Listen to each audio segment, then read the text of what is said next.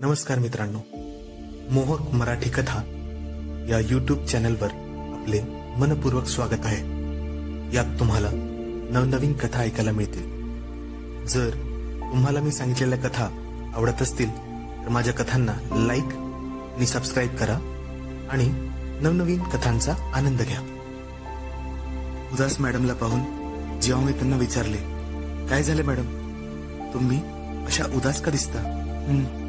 काही नाही, असेच, त्यांनी मान खाली घालत म्हटले। काही नाही काय, तुमचा चेहरा सगळे सांगतोय, सांगा ना काय झालं ते, मी खोदून विचारले। काही नाही रे, असेच, आज ऑफिसमध्ये जाऊच नाही असे वाटते, त्यांनी उदासपणे म्हटले।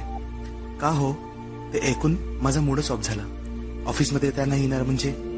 काही नाही रे, मूडच नाही, म्हणून मी इथे उभी राहिले तुझी वाट बघत, तुला सांगायला की मी ऑफिसमध्ये येत नाही म्हणून आज। त्या हळूच आवाजात म्हणाल्या, अहो पण तुम्ही आला ना इथपर्यंत, मग आता परत कोठे घरी जाता? चला ना ऑफिसमध्ये। मी त्यांचे मन वळवण्याचा प्रयत्न करत म्हणालो, नाही मी घरी जाणार नाही, जाईन कुठेतरी एका मैत्रिणीकडे, त्यांनी शून्यात पाहत म्हटले। ते ऐकून मी चपापलो। श्रद्धा मॅडमच्या घरी नक्कीच काहीतरी झाले होते आणि त्यांचा मूड ऑफ होता। आता जर मी काही केले नाही तर त्या निघून जाणार होत्या। तेव्हा विचार करून मी त्याला पटकन आलो, मॅडम तुम्ही जरा माझ्याबरोबर चला, आपण इथे एक रेस्टॉरंट आहे, तिथे जाऊन चहा घेऊया, आरामात बोलूया, मग पाहिजे तर तुम्ही जा। नको मी जाते, त्या म्हणाल्या। अहो माझे ऐका तर, तुम्ही जा तुम्हाला जायचे असेल तर, पण जरा वेळ आपण बोलूया, थोडे हलके वाटेल, प्लीज मॅडम। मी त्यांना कळकळीची विनंती केली। ठीक आहे, शेवटी त्या निर्विकारपणे म्हणाल्या। जवळच आम्ही एका रेस्टॉरंटमध्ये गेलो आणि कोपऱ्यात बसलो। मग 2 चहाची ऑर्डर दिली आणि मग श्रद्धा मॅडमला खोदून खोदून विचारायला लागलो की काय झालं।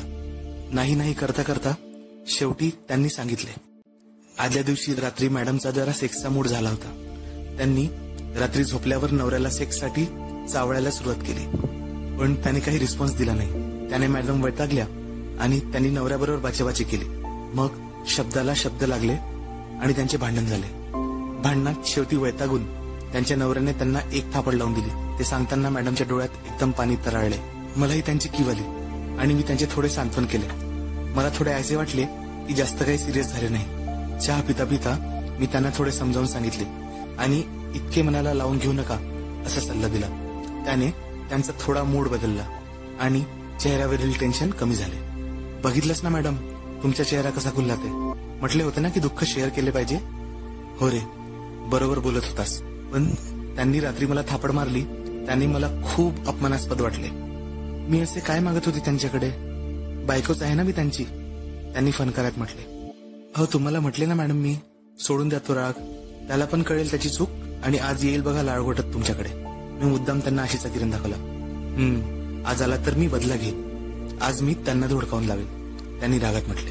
ठीक आहे, आता बरे वाटते ना मॅडम? चला मग आता निघायचे ऑफिसला? नाही रे, आता माझा मूडच नाही आज ऑफिसला जायला। तू जा, मी नाही येत, जाईन कोणत्या मैत्रिणीकडे। मी तुम्हाला एक सजेस्ट करू का, म्हणजे तुम्हाला पटत असेल तर? मी पटकन काहीतरी विचार केला आणि त्यांना म्हणालो, काय?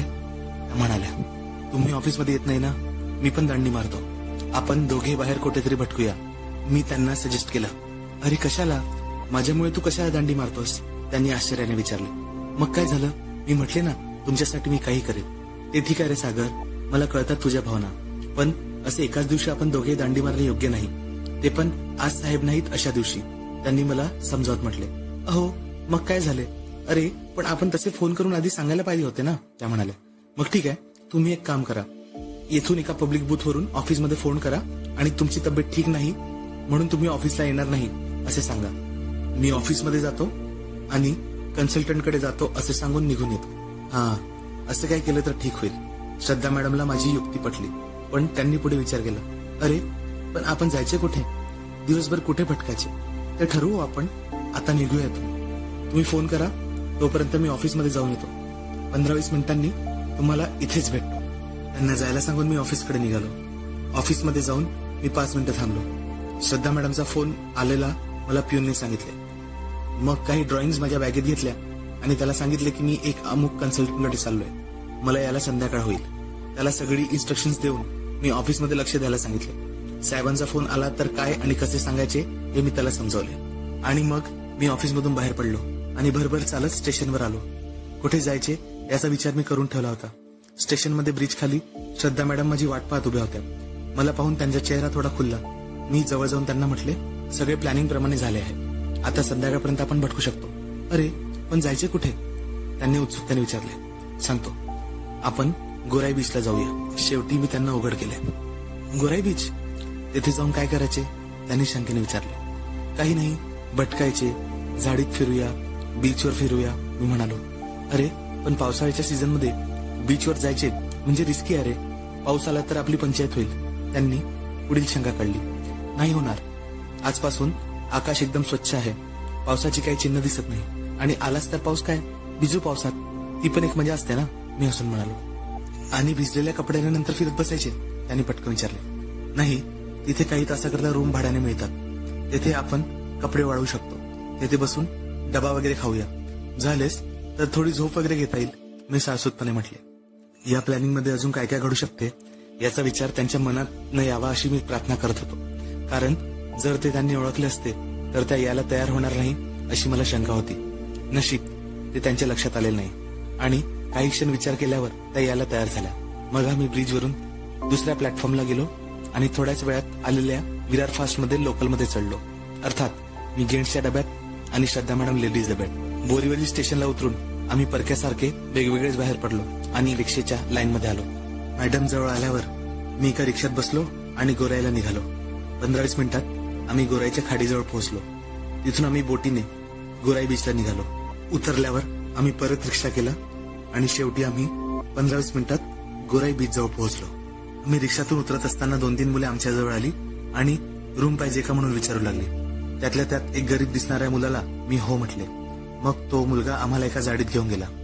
थोडे आत चालत गेल्यावर त्या ठिकाणी 4-5 रूम रांगेत असलेले एक बैठे घर होते. तेथे आम्ही गेलो. त्या मुलाने एका कोपऱ्याच्या रूमचा दरवाजा आम्हाला उघडून दाखवला. रूम तशी चांगली होती. एका कोपऱ्यात एक लोखंडाची खाट होती, ज्यावर एक गादी आणि 2 उशा होत्या. गादीवर स्वच्छ चादर दिसत होती. एका बाजूला एक छोटे टेबल आणि 2 खुर्च्या होत्या. कोपऱ्यात एक मोरी होती. मी त्याला रूमचे भाडे विचारले. त्यांनी दिवसाचे 150 रुपये सांगितले. मग त्याला बिस्लरीच्या 2 पाण्याच्या बॉटल आणायला सांगितल्या. त्याने त्या खोलीचे लॉक माझ्या हातात दिले आणि तो निघून गेला. जाताना दरवाजा ओढून घ्यायला तो विसरला नाही. श्रद्धा मॅडम थोड्या संकोचल्यासारख्या बेडवर बसलेल्या होत्या. मी त्यांच्या जवळ गेलो आणि बेडवर बसलो. त्यांच्यापासून 1 फुटाचे अंतर ठेवून मी त्यांना विचारले, मॅडम तुम्हाला थोडा आराम करायचा आहे का, की आपण सरळ बीचवर फेरी मारून येऊया? चालेल ना, आपण बीचवर फिरून येऊ. त्यांनी हळूच उत्तर दिले. कदाचित त्यांना कल्पना आली असावी की या खोलीमध्ये एकांतात बरेच काही घडू शकते. त्या कल्पनेने कदाचित त्यांच्या मनावर एक मोठे दडपण आले असावे. त्या क्षणी मी काही न करायचे ठरवले आणि बीचवर फेरफटका मारायला त्यांना चालायला सांगितले. त्यामुळे त्यांचा मूड फुलला. मग मी खोली नीट लॉक केली. पुढे थोडे चालत गेल्यावर आम्ही एका झाडीतून बाहेर आलो. आमच्या समोर अथांग समुद्र पसरला होता. मग आम्ही चालत चालत पाण्याजवळ गेलो. वाळूतून अणवणी चालताना पायाला एक वेगळे सेन्सेशन येत होते आणि त्याने आम्हाला मजा वाटत होती. जेव्हा आम्ही पाण्यात पाय ठेवले तेव्हा आधी पाण्याचा एक थंडास शहार अंगावर आला.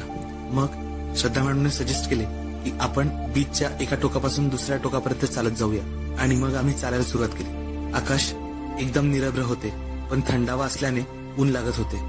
तो 8 दिवस असल्याने बीचवर अजिबात गर्दी नव्हती. नंतर चालता चालता मी हळूच त्यांचा हात धरला.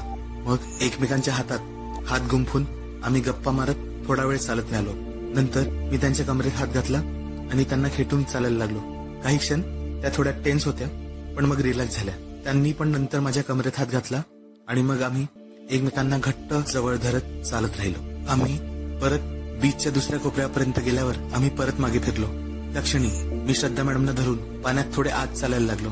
आधी त्या थोड्या आत आल्या, पण जसे पाणी गुडघ्यापर्यंत आले तसे त्यांनी मला बाहेर जाऊया म्हटले. मी म्हटले, अहो चला ना आत, असे म्हणत मी त्यांना जबरदस्ती आत नेऊ लागलो. त्या हसून नकार द्यायला लागल्या आणि विरोध करायला लागल्या. अरे माझे कपडे भिजतील ना, असे म्हणत त्या आत यायला तयार नव्हत्या. मग मी त्यांच्या अंगावर पाणी उडायला लागलो. आधी मॅडमला काय करावे ते कळत नव्हते. त्या मला बडबड करत स्वतःचा बचाव करू लागल्या आणि माझ्या अंगावर पाणी टाकू लागल्या. आम्ही चांगलेच भिजलो होतो आणि आता कमरेपर्यंत पाण्यात आत गेलो. सुरुवातीला त्यांनी माझ्या मिठीतून सुटण्याचा प्रयत्न केला, पण मी त्यांना सोडले नाही. मग त्या पण माझ्या अंगाला चिकटल्या. आम्ही दोघे पण एकमेकांना चोंबाळत आता पाण्यात लोळत होतो.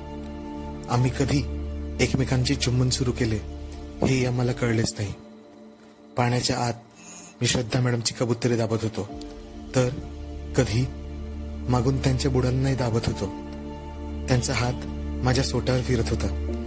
माझा सोटा तर ताठरला होताच आणि श्रद्धा मॅडमही उत्तेजित झालेल्या होत्या. पण तिथे तसे बीचवर यापेक्षा जास्त आम्हाला काही करता येत नव्हते. तेव्हा रूमवर परतायचे आम्ही ठरवले. थोड्या वेळ पाण्यात मस्ती केल्यानंतर आम्ही बाहेर पडलो. आम्ही दोघे पूर्णपणे भिजलो होतो. श्रद्धा मॅडमचा ड्रेस भिजून त्यांच्या अंगाला चिकटला होता, पण नशीब तो पारदर्शक ड्रेस नव्हता, त्यामुळे त्यांच्या आतील अंडरगार्मेंट्स दिसत नव्हत्या. पण ड्रेस भिजून अंगाला चिकटल्याने त्यांची फिगर त्यावरून कळून येत होती.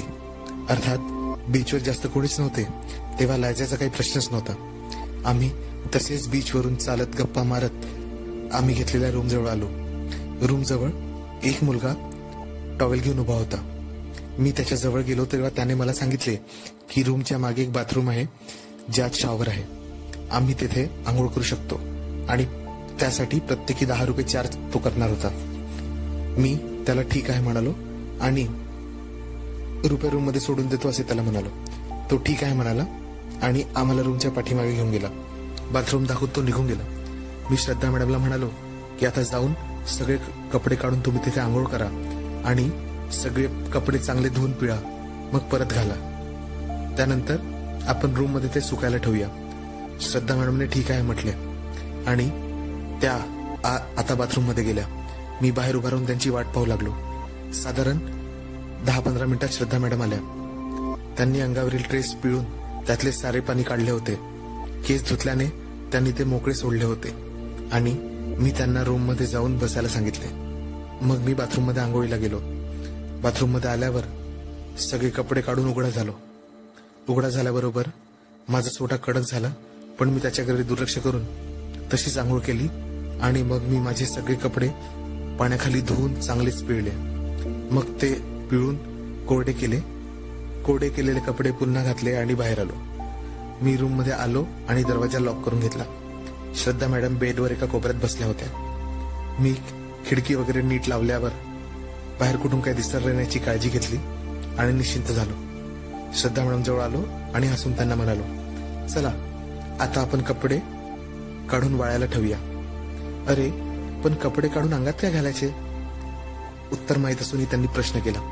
कशाला काय घालायचे? आम्ही तसेच राहायचे उघडे. मी त्यांना चावटपणे हसून म्हटले, वा शहाणाच आहे, असे बोलतोस की जसं काहीच होणार नाही. मग काय झालं मॅडम, आता एकमेकांना काय लाजायचे? आपल्यात काही रपून राहिलं आहे का? मी मुद्दामच त्यांना प्रश्न केला. हो कळते मला तुला काय म्हणायचे ते, मी काय इतकी दुधखोळी नाहीये. त्यांनी लटकेपणे म्हटले, हो ना तर मग झाले. तसेही आज मी तुम्हाला उघडे बघणारच होतो, त्यासाठीच तर तुम्ही हा ड्रेस घालून आला ना. मी त्यांना हसून म्हणालो, हो पण मी तुझ्या समोर अशी उघडी काही फिरणार नव्हते, फक्त 5-10 मिनिटेच उघडी होऊन तुला दाखवणार होते. त्या किंचित आवाज चढवत म्हणाल्या, हळूहळू बोला मॅडम, मोठ्याने बोलू नका, बाहेर कोणालाही आवाज ऐकू जाईल. मी आवाज लहान करत त्यांना म्हणालो आणि पुढे बोललो, हे बघा मॅडम, 5-10 मिनिटे तुम्ही माझ्यासमोर उघड्या झाल्या असत्या तर मी तुम्हाला बघणार होतो, तुमचे अंगण निहाळणार होतो. मग नंतर त्या 10 मिनिटांची अजून 30 मिनिटे झाली तर त्यात काय फरक पडतो? तुम्हाला जी लाज वाटणार आहे ती 5च मिनिटे वाटणार आहे ना पहिली, नंतर तुम्हाला माझ्या नजरेची सवय होईल आणि काहीच वाटणार नाही. मी युक्तिवाद केला. नालायक, बेशरम, लाज पण नाही वाटत ना असे बोलायला? मी नाही बाई आपले कपडे काढणार, मी फक्त ड्रेसेस काढून ठेवते, असे बोलून श्रद्धा मॅडम उठून उभ्या राहिल्या. बरं ठीक आहे, आधी नुसता ड्रेस काढून ठेवा आपण जेवेपर्यंत, मग नंतरचे नंतर बघू. मी मुश्किलपणे हसत म्हणालो. माझ्या बोलण्यातली खोच त्यांना कळली आणि त्यांनी मारक्या म्हशीसारखे फक्त माझ्याकडे बघितले. मी त्यांच्या नजरेकडे दुर्लक्ष करून माझे कपडे काढायला लागलो आणि आपला ड्रेस काढून ठेवला. मी शर्ट आणि पॅन्ट काढली, आता फक्त अंडरवेअरवर उभा होतो. श्रद्धा मॅडमनी आपला पंजाब ड्रेस काढला आणि त्या फक्त त्यांच्या अंडर गार्मेंट्सवर उभ्या राहिल्या. आज त्यांनी क्रीम कलरची ब्रा आणि पॅन्टी घातली होती आणि ती थोडी ओली असल्याने मला त्यांच्या ब्रामधून त्यांची कबुतरे, त्यांचा अरोला आणि खाली निक्करमधून त्यांच्या महिनेचा थोडा थोडा काळा भाग दिसत होता. मग आम्ही त्या अर्धनग्नपणात जास्त बाऊ न करता आमच्या लंचचे डबे बाहेर काढले.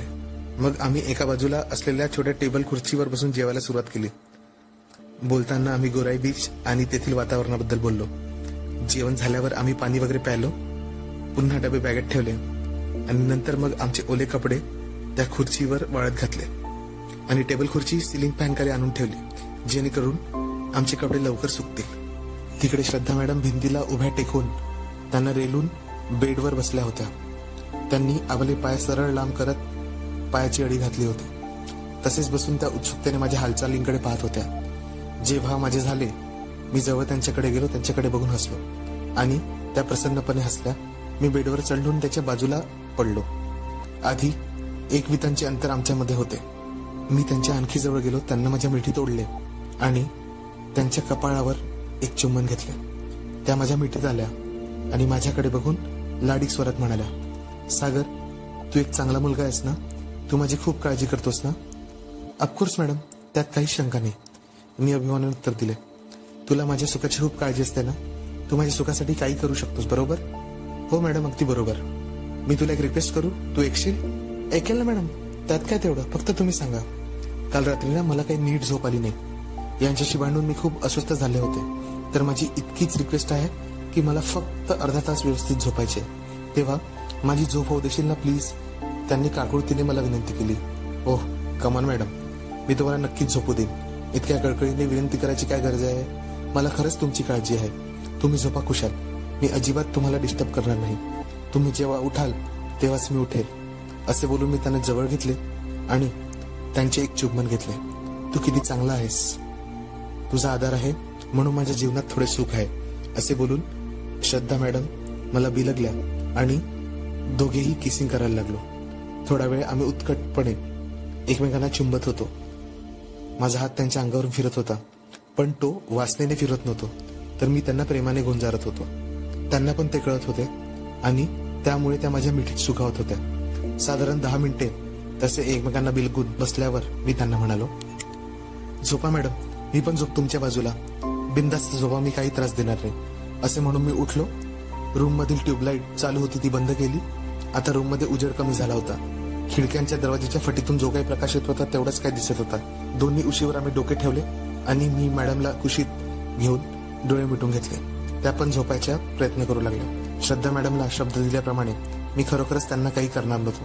त्यांनी अर्धा तास झोप मागितली होती, मी त्यांना पुरेपूर देणार होतो. तेव्हा मी पण डोळे मिटून घेतले आणि झोपण्याचा प्रयत्न करू लागलो. नॉर्मली तशी तर मला दुपारची झोप येत नाही, पण आम्ही आज खूप चाललो होतो, पाण्यात खूप खेळलो होतो, थोडी दंगामस्ती केली होती, त्यामुळे थकवा आला होता आणि मला कशी झोप लागली कळलेच नाही. काही वेळाने कोणीतरी काहीतरी खेचते असे सेन्सेशन मला जाणवू लागले. त्याने माझी झोप चवाळली, पण मी तसा स्तब्ध पडून राहिलो. जसे जसे माझे मन जागृत व्हायला लागले तसे तसे ते फिलिंग अजून वाढू लागले. जेव्हा माझे मन पूर्णपणे जागे झाले तेव्हा मला जाणवले की कोणीतरी माझ्या जांघेमध्ये काहीतरी करते. मी मिटल्या डोळ्याने पूर्ण जाणून घ्यायचा प्रयत्न करू लागलो. मला जाणवले की माझा सोटा आता टाईट झाला होता. नंतर मला जाणीव झाली की काहीतरी उबदार त्याच्या भोवती गुंफले होते. ते उबदार काहीतरी माझ्या सोट्यावर वरखाली होत होते. मी डोळे उघडून पाहिले तर श्रद्धा मॅडम पायात बसून माझ्या सोट्यावर आपले तोंड लावून होत्या. त्यांनी माझी निकर खाली केली होती. त्यांच्या उबदार तोंडाने माझ्या सोट्याला वेगळे सेन्सेशन मिळत होते. त्या सुखाची जाणीव झाली आणि एक सुस्कारा माझ्या तोंडातून बाहेर पडला. त्या आवाजाने श्रद्धा मॅडमनी वर माझ्याकडे पाहिले. मी डोळे उघडून त्यांच्याकडे बघू लागलो तर तेव्हा त्यांनी आपले तोंड वरती काढले आणि हसत हसत त्या माझ्याकडे पाहून बोलल्या, मला जेव्हा जाग आली तेव्हा तुझा हा उठलेला होता. तुझा तंबू पाहून मला राहवले नाही. म्हटलं याला गोंजारून तुला पण उठवावे. किती वाजलेत? तुमची झोप झाली का? मी असे विचारत त्यांना खुणावले. जवळजवळ 1.25 तास होऊन गेले आपण झोपलो. त्यानंतर त्या माझ्या अंगावरून वर आल्या आणि माझ्यावर झोपत त्या हसून म्हणाल्या, खूप छान झोप झाली माझी, एकदम निवांत. थँक्स सागर, आता मला खूप फ्रेश वाटते. असे बोलून त्यांनी त्यांचे ओठ माझ्या ओठावर ठेवले आणि मी त्यांना गच्च आवडले. एकमेकांची चुंबन आम्ही घ्यायला लागलो. माझा सोडा टाईट झाला होता, म्हणजे मी उत्तेजित झालोच होतो. त्यांच्या मुलायम अंगाचा उबदारपणा माझी वासना अजून भडकवू लागला होता. मी त्यांच्या जिभेत जीभ टाकून चुंबन घ्यायला लागलो. त्यांना घट्ट पकडून मी त्यांच्या अंगावरून हात फिरू लागलो. त्यांच्या बुडाला मी चिवडायला लागलो. त्या सुद्धा रंगात येऊन मला साथ देत होत्या आणि त्यांची मैना माझ्या सोट्यावर घासत होत्या. श्रद्धा मॅडमची निकर ओली झाली होती. त्याचा थंड ओलसरपणा मला अजून चेतवत होता. मी त्यांना खाली पाडले आणि त्यांच्यावर रेललो. मग खाली सरकत सरकत त्यांच्या छातीपर्यंत आलो. आळीपाळीने त्यांचे कबुतरे चोखायला लागलो, तेही वरून. त्यांचे कडक झालेले बोंडे मला खूपत होते. तेव्हा मी त्यांच्या बोंडांना चघळू लागलो. त्याने त्या चेकाळल्या आणि आपली पाठ वरती करून मला साथ देऊ लागल्या.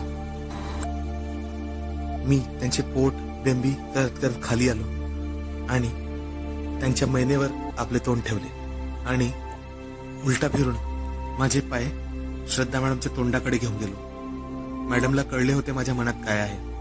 मग दोघेही आम्ही एकमेकांना तोंडाने सूप देऊ लागलो. त्यामुळे आम्ही दोघेही जरा जास्तच चिकाळलो होतो. मग जास्त वेळ न लावता दोघेही आम्ही कामतृप्तीच्या शिखरावर पोहोचलो. मॅडम आज माझे सगळं पाणी गिळून घेत होत्या, जणू त्यांना पूर्ण शोषून टाकायचे होते. दोघेही तृप्त होऊन शांत झालो. मॅडम आता बेडवरून उठल्या आणि कोपऱ्यातील मोरीत गेल्या. मी पडल्या पडल्या त्यांच्या हालचालीचा अंदाज घेत होतो. मग मला एका धारेचा आवाज आला. बहुतेक त्या टॉयलेटला गेल्या होत्या. त्यांचे झाल्यावर त्यांनी तोंड वगैरे धुतले आणि त्या बेडजवळ आल्याने मला मिठी मारली. मिठी मारून मी मॅडमला म्हटले, मॅडम मी अजूनपर्यंत तुम्हाला पूर्ण उघडे पाहिलेले नाही. आता अजून काय बघायचे आहे? तुला सगळंच दाखवले की मी? त्यांनी हसून म्हटले, हो, पण जेवढे उरले आहे तेवढे पण कपडे मला नकोय. मला पूर्णच उघडे बघायचे आहे. एक बोटही कापड नकोय. मी हळुवारपणे त्यांना म्हटलं, ठीक आहे, कर तुझी इच्छा पूर्ण. तूच काढ हे राहिलेले पण, असे त्यांनी अचानक म्हटले आणि मी अवाक झालो. मला वाटले की मॅडम थोडे आडेवेडे घेतील, पण आज त्या पटकन तयार झाल्या होत्या. मग वेळ न वाया घालवता मी उठलो, बेडवरून टुनकन उडी मारली आणि लाईट लावली. बेडजवळ चटकन आलो. रूममध्ये आता पुरेसा प्रकाश पडला होता. मॅडम बेडवर निश्चित पडल्या होत्या. मग हळूहळू मी त्यांची दोन्ही अंतर्वस्त्रे काढून टाकली.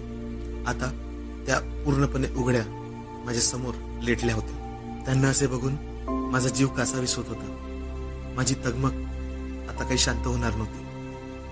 प्रथमच मी त्यांची मैना इतक्या स्पष्टपणे इतकी उघडी पाहत होतो. काही क्षण मी मॅडमची अशीच वरखाली निरीक्षण करत राहिलो. लज्जेने त्यांनी डोळे झाकून घेतले होते. तेव्हा माझी नजर बिनधास्त त्यांच्या अंगावर मुक्त फिरत होती. त्यांना तसे बघून माझं सोट्या कधी कडक झाला कळलेच नाही. मी नुकताच गळलो होतो, पण का झाले त्यांच्या अशा रूपाने मोहित होऊन मी परत तयार झालो होतो. मॅडम काय दिसता ना तुम्ही? चल काहीतरीच काय, उगाच माझी स्तुती करतोय तू. त्याने त्या हुरळून गेल्या, पण डोळे मिटून ठेवत ते लाजत म्हटले, हो मॅडम मी खोटे बोलत नाही. तुम्हाला करामत बघायची आहे का? तुम्ही कशा दिसता ते दाखवा. असे म्हणून मी त्यांचा हात माझ्या सोट्यावर ठेवला. अरे आताच तर तू गळला होता ना, पुन्हा तयार झाला? वा. त्यांच्या हात लावल्याने परत माझ्या अंगात एक शिरशिरी आली. मी त्यांच्या कानाच्या पाळीला आपली जीभ लावली. त्यांना गुदगुल्या झाल्या आणि त्यांनी आपली मान आकसली. त्यांनी आपले डोळेही उघडले नाही. मी पुन्हा हळूच मानलो, अहो मॅडम बघा कसा तयार झालाय लोखंडासारखा. मी त्यांना मुद्दाम विचारले. हो, त्यांनी हळूच उत्तर दिले. आता तो काही थंड होणार नाहीये. आता त्याला पाहिजे, आणि पाहिजे म्हणजे पाहिजे. नाही सागर, मी नाही म्हटले ना, मी तयार नाही अजून त्याला. तितक्याच मृदू स्वरात त्या पुटपुटल्या. तयार नाही असे काय म्हणता मॅडम? बघा किती ओली झाली आहे तुमची मैना. त्याने तिकडे हळूच हात टाकत 2 बोट तिला दाखवले. बघा किती पाझरत आहे. तिला पण आता गरज आहे. हो तिलाही गरज आहे. सागर बघ, मला असं छळू नकोस. तुला जे करायचे ते कर. शेवटी त्यांना असह्य झाले आणि त्या म्हणाल्या. मग क्षणाचाही वेळ न घालवता मी पटकन उठलो आणि त्यांच्या पायात पोझिशन घेतली आणि मग सोट्या टेकवून मी वर खाली करायला लागलो. एखाद्या गरम भट्टीत काहीतरी गेल्यासारखा मला भास होत होता. त्यात माझा सोट्या वितळून जाईल की काय असे मला वाटत होते. त्या भट्टीत आज मला स्वतःला पूर्ण झोकून द्यायचे होते. मी जोरजोरात वरखाली करायला लागलो आणि त्या सुद्धा मला तशा साथ देऊ लागल्या. 15-20 मिनिटाच्या अथक प्रयत्नानंतर आम्ही दोघे तृप्त झालो आणि मी सगळे पाणी मैनेत सोडून मोकळा झालो. त्या सुद्धा तृप्त झाल्याच होत्या, कारण त्या सुद्धा अगदी शुद्ध हरवल्यासारख्या पडून होत्या. 15-20 मिनिटे आम्ही तसेच पडून होतो. भानावर आलो. गोराईच्या त्या रूममध्ये आम्ही अजून 2 तास होतो.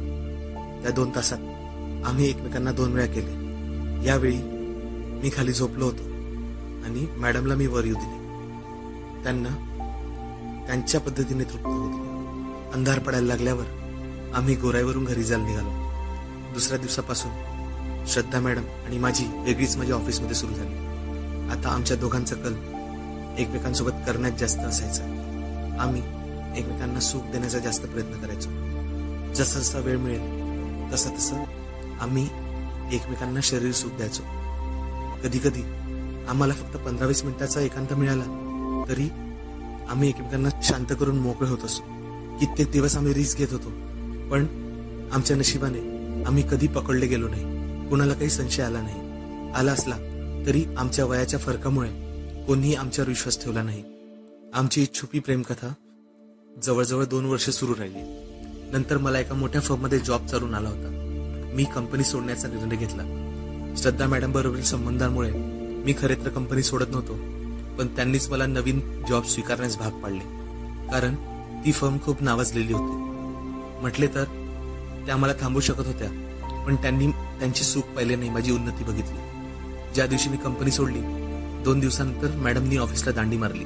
मग आम्ही दोघे पुन्हा एकदा शेवटचे गोराई बीचला गेलो.